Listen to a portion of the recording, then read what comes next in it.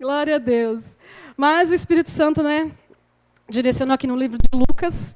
Quando a irmã falou Lucas, eu falei, ai, Jesus, pronto, agora deu. Vai pregar no mesmo lugar. Mas glória a Deus. Lucas capítulo 2, versículo 36. Glória a Deus. Bendito seja o nome do nosso Deus. Amém? Lucas capítulo 2, versículo 36.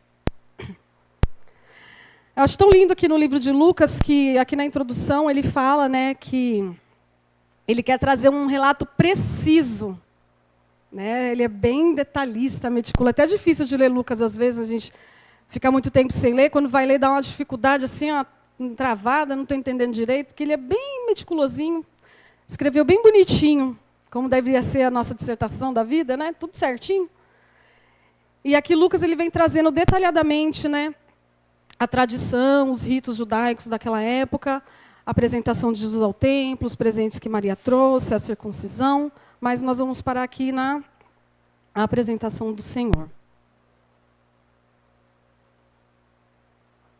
Estou nervosa só um pouquinho, tá, irmãos? Então, vocês vão intercedendo aí por mim. Amém? Glória a Deus. Lucas, capítulo 2, versículo 36.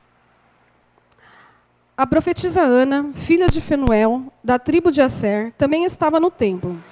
Era muito idosa e havia perdido o marido depois de 7 anos de casados.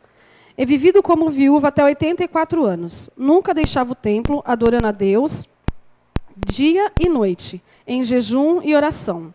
Chegou ali naquele momento e começou a louvar a Deus, falava a respeito da criança a todos que esperavam a redenção de Jerusalém. Amém? Glória a Deus. Então, aqui a palavra do Senhor, né, Lucas vai nos dizer que Ana, ela era da tribo de Asser. A tribo de Asser é descendente de Jacó, né? Asser foi um dos filhos de Jacó, com a sua concubina, a serva de Lia. Então, ela é descendente da tribo de Jacó, né? de Asser, descendência de Jacó. E a palavra vai nos dizer que ela era viúva, idosa, sozinha e profetiza. Glória a Deus.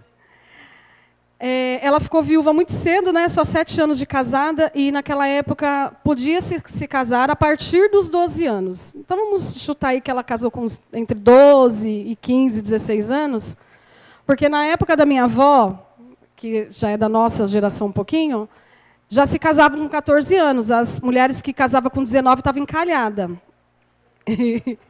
A minha filha tem 27, tadinha, acho que já perdeu as esperanças. Aleluia. Então, supondo que ela casou entre 12 e 15 anos, né, e ficou casada só 7 anos e logo ficou viúva, naquela época, irmãos, era muito difícil a vida de uma viúva, porque realmente o marido era só o marido o provedor da casa, né, o sustento via totalmente do marido. Por isso que Paulo vai nos instruir que a igreja deve cuidar das viúvas, né, porque o seu provedor já não estava mais ali. Então, com certeza, Ana, ela vivia de caridades ou de pouca coisa que o marido poderia ter deixado, mas eu acredito que há tantos anos, né, mais ou menos aí entre 50 e 60 anos que ela estava viúva, o pouco que o marido poderia ter deixado já deveria até ter se acabado. Ana era idosa.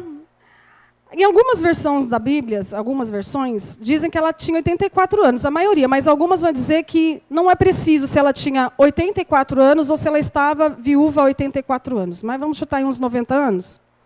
Então, provavelmente, Ana era uma mulher cansada, né, que eu estou com 43, já sou cansada, tem dor nos joelhos, né, vamos imaginar aí que ela também teria, né, esse cansaço físico, essa fadiga da idade, né, dores nas articulações, e ela era sozinha, porque a Bíblia não relata que ela teve filhos e que ela tinha algum parente. Diferente de outras mulheres da Bíblia, né, Ruth, que teve Noemi, Raabe, como a gente leu, ela tinha a família dela, e tantas outras mulheres. A Bíblia relata, né, sempre que tinha alguém, de onde ela era, com quem ela estava. E Ana estava sozinha. E Lucas vai dizer que ela era profetisa. E na Bíblia só é relatado 4 mulheres profetisa. Miriam, Débora, Uda e Ana. E Ana é a única citada no Novo Testamento. E os profetas, eles não eram só necessariamente para predizer o futuro, né? mas sim para trazer a verdade daquilo que Deus estava falando ao povo. Amém? Ana, ela era uma mulher muito esforçada. Amém?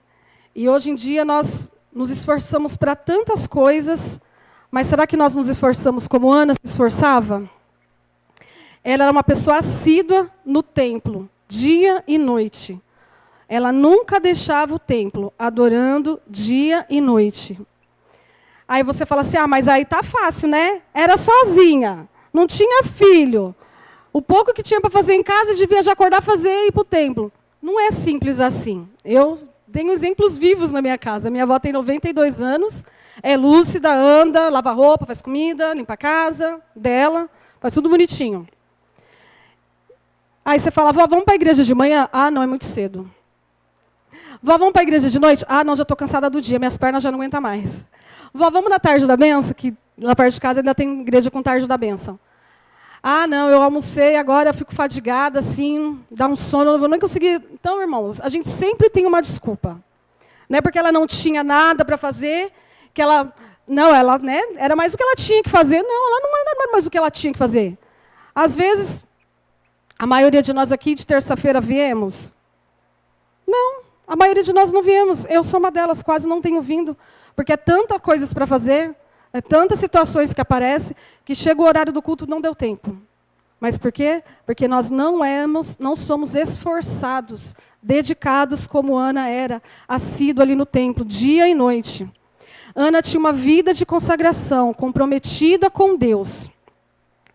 Ela jejuava e orava fielmente. Pensou, irmãos, jejuar e orar fielmente 50 anos para mais um pouquinho?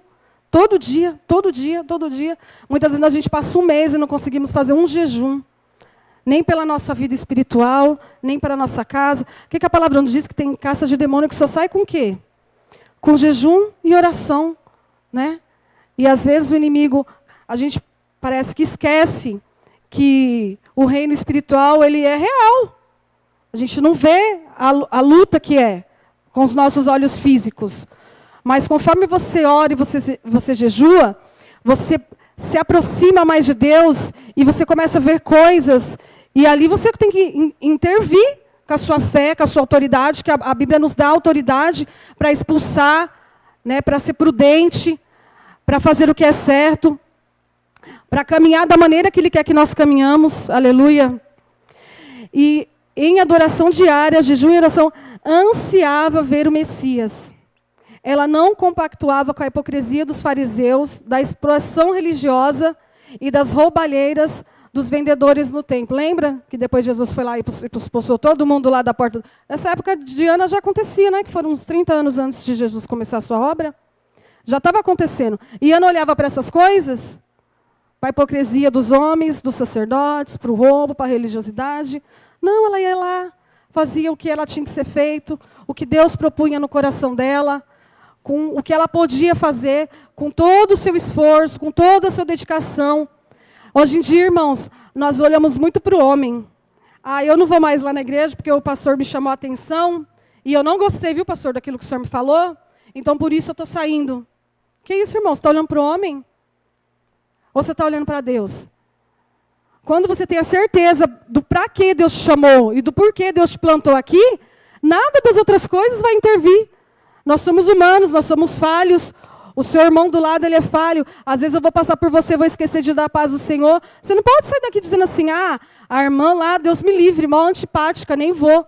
Não, irmãos, não é assim. Às vezes a irmã não está num dia bom, está corrido, está com outra coisa na cabeça, vai trazer a palavra, não sabe nem onde está pisando. A gente fica fora da órbita. Não sabe nem o que está fazendo. Amém? Então não deixe as pequenas coisas. Não vos conformeis com este mundo. Não trate o que não é normal como normal. Outro dia eu vi uma reportagem que há todo um sistema por trás da moda, né? Então, quando lançou o tal do cropped, né, aquelas blusas curtinhas, que todo mundo começou a usar, né, que ela ficava no limite do cos da roupa. É normal. Né? Normal. Mas normal para quem, irmãos?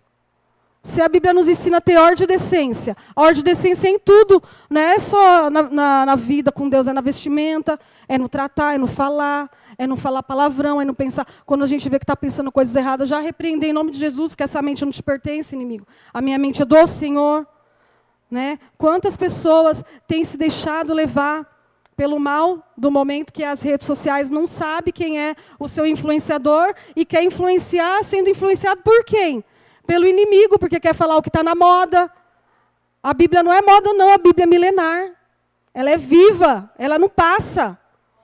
Entendeu? Ah, isso aqui me serviu só para o dia de Ana lá, só para a época de Ana. Não. Ela é viva, ela é eficaz. Né? A nossa vida tem que ser uma vida viva, constante no Senhor, buscando dia e noite, jejum e oração. Claro, irmãos, a gente não vai ficar aqui na igreja 24 horas, mas em todo tempo e fora de tempo nós temos que estar ligados no Senhor. Todo tempo nós temos que estar com a mente ligada no Senhor, orando a Deus, clamando. Às vezes você está lá no trabalho, de repente, Deus te toca. Quando nós estávamos reformando aqui, o pastor acho que foi colocar aquelas placas, e a Camila foi segurar a escada. E aí, na hora, ela sentiu de orar por alguma coisa. Né? Depois ela testificou. E na hora, o pastor deu uma escorregada da escada. E se você está pensando numa coisa nada a ver? É como se fosse um canal, você interrompe. Pensar nas coisas do alto. Não fica pensando nas coisas terrenas. Da gente ficar olhando, ai, não vai dar tempo. Ai, não vai dar tempo, essa reforma não vai dar tempo. Vai chegar o dia, vai chegar a hora e não vai dar tempo. Não, vamos pensar nas coisas do alto. Vai dar tempo, nós estamos trabalhando para dar tempo. Né, que você entenda que em tudo na nossa vida, Deus sempre em primeiro lugar. Não deixe que o inimigo domine os seus pensamentos. Não deixe que o inimigo tome a sua razão.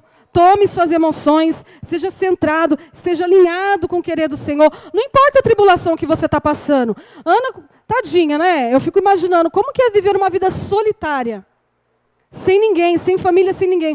Com certeza também ela era motivo de apontamento daqueles religiosos. Ah, para que vem todo dia aqui? Para que vem orar todo dia? Para que passar o dia todinho aqui? Isso aí não precisa, não. Para que ser crente desse jeito? Você sabe falar de Jesus, você sabe dar graças a Deus, tudo é dele, por ele, para ele. É isso mesmo, irmão. A gente é chato mesmo, porque nós temos um dono e o nosso dono nos instrui a andar dessa maneira. Porque no dia que o fogo aperta, a gente grita, né? E é dos crentes que a gente grita.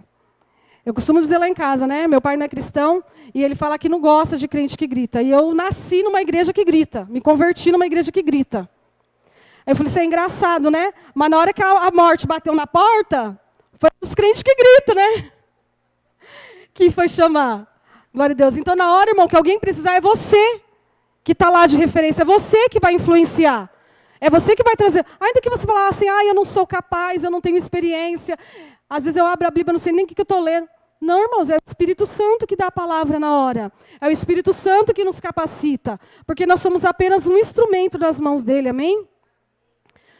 Ana não se conformou com as coisas do mundo. Ela soube lidar com a perda e viveu bem. Olha só, ela não ficou se lamentando. Ah, Senhor, prepara outro marido para mim. Ou o marido tivesse um parente que ela pudesse se casar, que era o normal daquela época. Ah, Senhor, agora estou vivendo esta vida cansada. Aí hoje em dia nós, né? Ai, Senhor, estou cansada de trabalhar. Eita, irmão. Ai, Senhor, estou cansada dessa vida. Ai, Senhor, não aguento mais limpar a casa. Ai, Senhor, não aguento mais esse emprego. Ai, Senhor, aquela amiga do trabalho. Ai, Senhor, os meus filhos, né, Jesus? É assim, a gente se lamenta demais e não consegue viver uma vida plena, em paz com o Senhor. Parece que a nossa alma está sempre agitada, parece que sempre vai acontecer alguma coisa, parece que qualquer hora vai cair no abismo, porque nós não estamos em paz com a vida que nós estamos levando na presença do Senhor. Quando nós olhamos para Jesus, para o foco, já viu aquele filtro que tem no celular, né? Que você coloca o foco e tudo atrás fica embaçado, tudo em volta, só fica o foco em você. É assim, a nossa visão periférica não importa. O que importa é aqui, ó, o foco. É o Senhor. É o que o Senhor quer. Não é verdade? É muito difícil, irmãos. Eu sei que é difícil, né? Pedro olhou para a tempestade. Olhou em volta para o vento. Mas Jesus estava lá, né? Jesus segurou a mão de Pedro. Né? Jesus segurou nossas mãos e falou, não, aqui, ó. Vem cá. O foco sou eu. Eu estou aqui. Olha para mim, eu te ajudo, eu te sustento. Você não vai passar uma vida ruim. Deus tem vida de bênção, de paz, de plena sobre ele. Amém? Ele é o nosso descanso. Aleluia.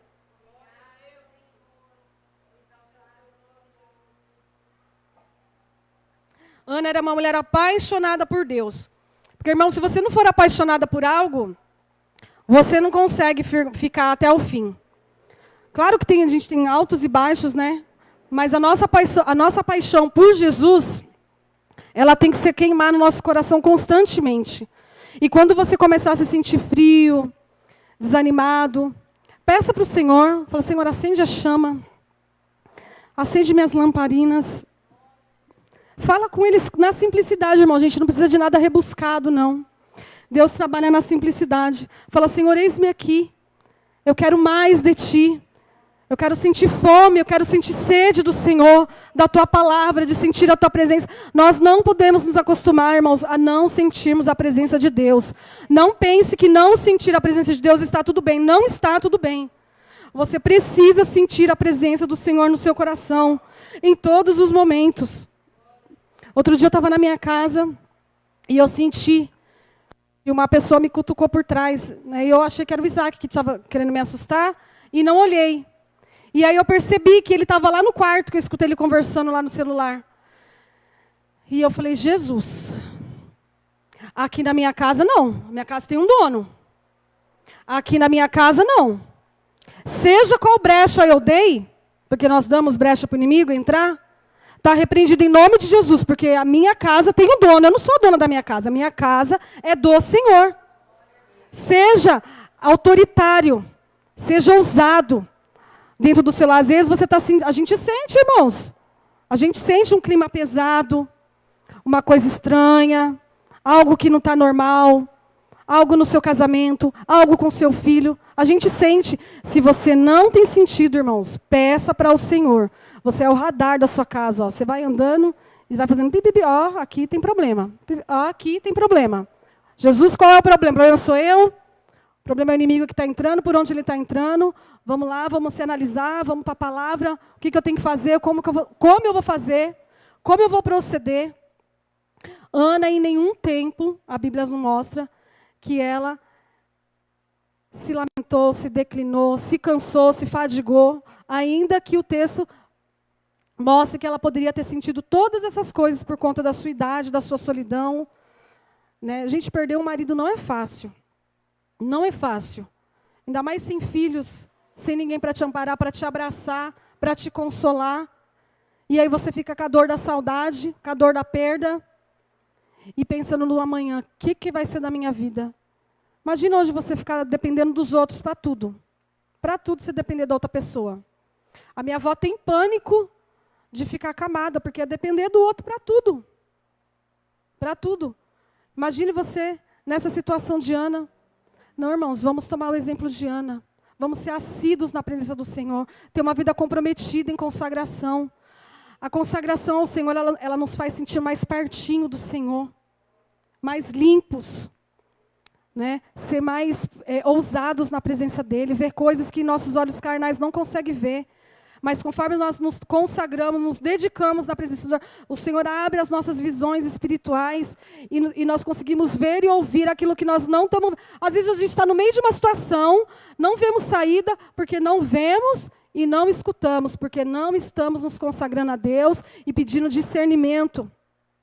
Discernimento do que Ele quer que nós façamos, de como devemos agir. Aleluia. No templo, Ana se alimentava seu espírito e a sua alma, e era satisfeita. Lá em Salmo 16 diz assim, tu me farás ver o caminho da vida, e em tua presença a plenitude de alegria, e na tua destra há delícias permanente. Ana viveu esse salmo, eu acredito que ela lia o salmo constantemente, porque Deus era o suficiente na vida dela. Quando Deus é suficiente na nossa vida, nós não temos falta de mais nada. O que a palavra diz? O Senhor é o nosso pastor e de nada teremos falta. Nada vai nos fazer falta. A presença de um irmão não vai fazer falta, a presença de um filho não vai fazer falta, a presença do cônjuge não vai fazer falta, porque Deus vai suprir todas as nossas necessidades. O Senhor preencheu todo o vazio, toda a solidão a qual Ana vivia. Deus foi o suficiente para ela. Deus tem sido o suficiente na nossa vida, irmãos? O que nós temos buscado? Eu preciso ganhar mais, eu preciso descansar mais, eu preciso trabalhar mais. Mas a gente nunca pensa assim, né? Eu tenho que orar mais, eu tenho que ler mais, eu tenho que jejuar mais. Eu quero me achegar mais ao Pai. Né? Quando a gente era criança, era tão gostoso sentar no colo do Pai, né? Se sentir acolhida, protegida. Ele é o nosso Pai, Ele está te esperando. Está te esperando para sentar nos braços dEle.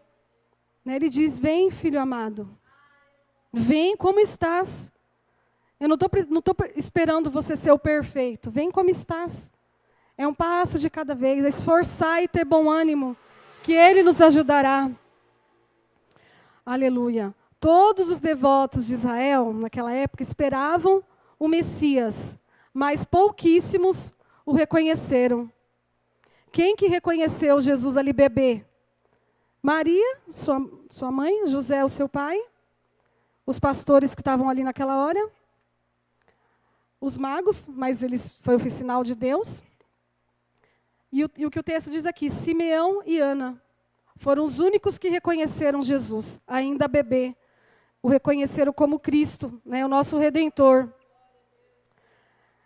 Eu vou ler aqui para os irmãos, porque o texto, como o Lucas ele era bem detalhista, ele conta a história, como ele conta a história de Ana, e fala de onde Ana era, o que ela era, mas o fato ocorrido, eu vou ler só o fato ocorrido, que começa lá no versículo 25. Simeão era justo e devoto, esperava ansiosamente pela restauração de Israel. O Espírito Santo estava sobre ele, e lhe havia revelado que ele não morreria enquanto não visse o Cristo enviado pelo Senhor. Olha só, irmãos. Deus revelar para você que você não vai morrer até a volta de Jesus. Tem crente que está correndo. Fala, Jesus, me leva logo porque eu não vou aguentar a tribulação.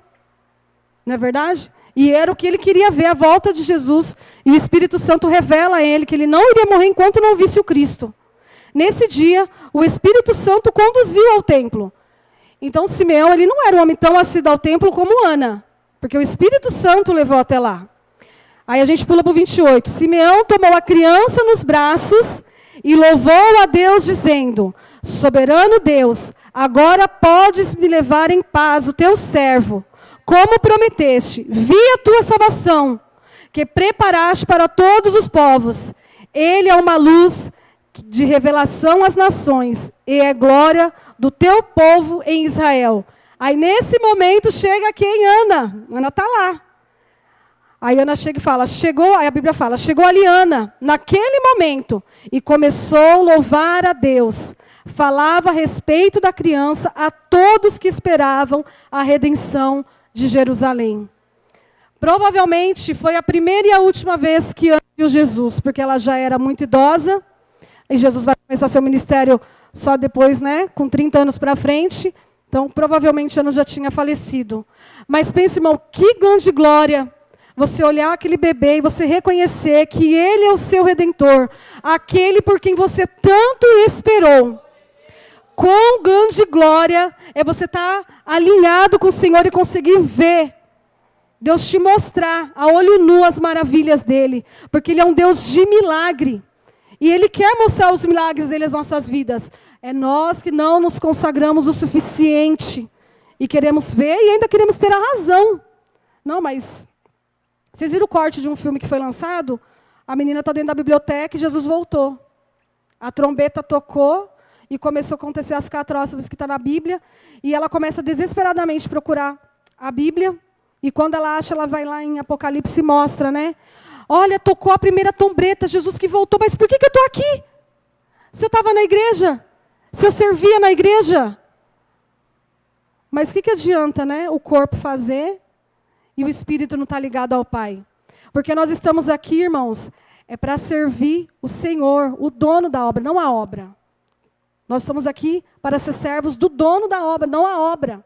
A obra é dele, então nós temos que servir a ele. Não adianta eu vir aqui na igreja todos os cultos, limpar a igreja e paparicar o pastor, puxar saco do pastor, ser a obreira perfeita, ser a levita perfeita, ser o melhor pregador, se eu não estou fazendo para ele. Às vezes nós fazemos só para dizer assim, ó, não estou fazendo, não estou pecando, não estou andando errado, mas o que ele quer mesmo é nos levar em águas mais profundas, nós não estamos fazendo. Nos consagrar, orar e jejuar e ser assíduos na palavra, nós não queremos fazer, nós queremos fazer o fácil. É ouvir um áudio, e olhe lá, né, ler a palavra quando eu estou com vontade, quando eu estou com disposição. No dia que eu não estou com disposição, eu não leio, porque, Senhor, hoje eu não estou bem para ler a palavra. Poxa vida, irmãos, e o sacrifício de Jesus por nós? O próprio Deus morrer pelos nossos pecados e nós não conseguimos dar o nosso melhor ao nosso Senhor. Aleluia. Ana identifica Jesus como Redentor. Ela foi testemunha de Jesus como Cristo. Se dedicar a Deus é viver longos anos cheios de paz, com bom testemunho, bom exemplo de servo, bom exemplo de filho, com simplicidade em comunhão com Deus. Nós temos que focar, irmãos, no que vale a pena. Vale a pena a gente se sacrificar por coisas do mundo? Vale a pena você se sacrificar pelo que os outros querem que você faça? Vale a pena você sacrificar para entrar nos padrões que o homem quer que você entre? Não vale a pena, irmãos. Só Jesus vale a pena, só a palavra vale a pena. Vale a pena você sacrificar o seu eu, o seu querer, a sua vontade, os seus desejos, os seus deleites, para estar com Ele na presença dEle. Às vezes nós estamos tão cansados, queremos deitar e dormir naquele sono gostoso, e você sente o Espírito Santo te chamar, aí você fala, Senhor, hoje não, eu estou tão cansado, o Senhor sabe. Não foque nessas coisas, não foque na sua carne, porque maior é Deus sobre a tua vida, maior é o que Ele tem para te dar. Ana reconstruiu a sua vida, sendo preenchida pela presença de Deus. Ela não marcou a história por ser uma viúva, sozinha, solitária, dependendo da caridade. Ela não marcou a sua história dessa maneira. Ela marcou a sua história sendo uma pessoa que levou a vida com dedicação na presença do Senhor. Olha que lindo, apenas 3 versículos. E o Senhor nos ensina tanto sobre Ana. Né? Uma mulher solitária, profetiza, irmão. Ser profeta na Bíblia era chique, viu? Era um privilégio. Era honra. Deus te escolheu para ser um profeta. Hoje em dia todo mundo quer ser profeta, né? Mas ninguém quer orar, se consagrar, só quer ter o nome, o título, e falar coisas que não vêm da parte do Senhor. Né? Seja uma pessoa que se consagra ao Senhor, para quando você abrir os seus lábios, Deus te usar para aquilo que Ele quer falar, não para aquilo que nós achamos que devemos falar. Essa semana uma irmã que eu não via há muitos anos, ela veio me pedir um conselho, e ela começou a me relatar os detalhes do problema dela. Eu falei, irmã, você me perdoa. Esse caminho que você está errado. Aí ela tentava justificar, mas aqui é assim, mas aqui é assado. Eu falei, não tem mais. Ou você vai pelo caminho estreito, ou você faz o caminho que você queira. Eu não sei o que você quer, irmão. Eu não sei o caminho que você quer fazer. Eu não sei qual o caminho que você tem pedido ao Senhor. Mas se Ele está falando não, é não. Se Ele está falando para você andar no caminho mais estreito, é porque só Ele leva a salvação. Se você está querendo andar num caminho, se você está na dúvida, já não é para fazer, irmãos. Né? De uma coisa eu tenho certeza, se você tem dúvida, não faça. Enquanto o Senhor não falar com você, não faça. Enquanto o Senhor não te revestir, não faça. As coisas de Deus é séria. E aí quando a gente chega lá, toma a atitude errada, vai pelo caminho errado. E dá errado, aí o que nós fazemos? Senhor, mas não foi o Senhor que falou? Não, não foi o Senhor que falou.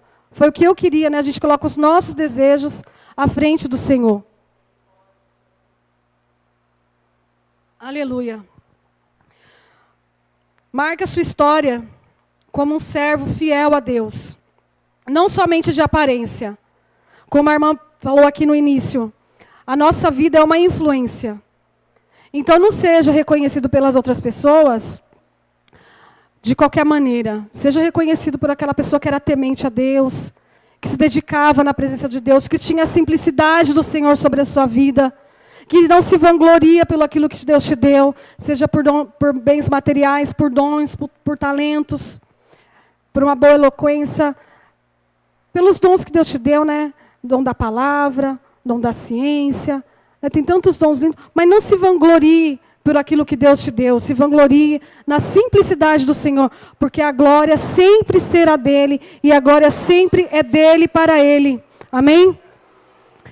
E eu glorifico ao Senhor, porque esse mês é um mês tão abençoado. Eu não sei se todas as irmãs aqui estão no grupo, mas, irmão, se você está no grupo e você não tem ouvido o que a Camila tem enviado lá sobre o livro de Ruth, irmãos, eu fiquei atrasada, né, por conta das correrias de casa, e aí comecei a escutar, falei, Senhor, como a gente perde bênção por preguiça, como a gente perde bênção por colocar tudo na frente, né? Ouça, né, as irmãs que estão aqui, que estão lá no grupo, ouçam, é maravilhoso, né? Deus desenterra umas coisas da palavra que você fala, Jesus amado, como que a gente não sabia disso? A gente leva uns tapas na cara, viu, irmãs? Mas é regozijante no Senhor saber que nós somos tão falhos e o ensino está aqui, na nossa mão, simples. Você não precisa nem assistir, né? Você põe lá para limpar a casa, lavar uma louça, lavar uma roupa, estender uma roupa, e você é tão edificado, você é tão transformado. A palavra do Senhor, ela é transformadora. Então não deixe que o inimigo roube o seu tempo. Faça como Ana, gaste todo o seu tempo, invista todo o seu tempo na presença do Senhor. Amém? E assim eu agradeço a minha oportunidade, as palmas louvam e glorificam o nome do Senhor, porque Deus é fiel e justo sobre as nossas vidas. Amém?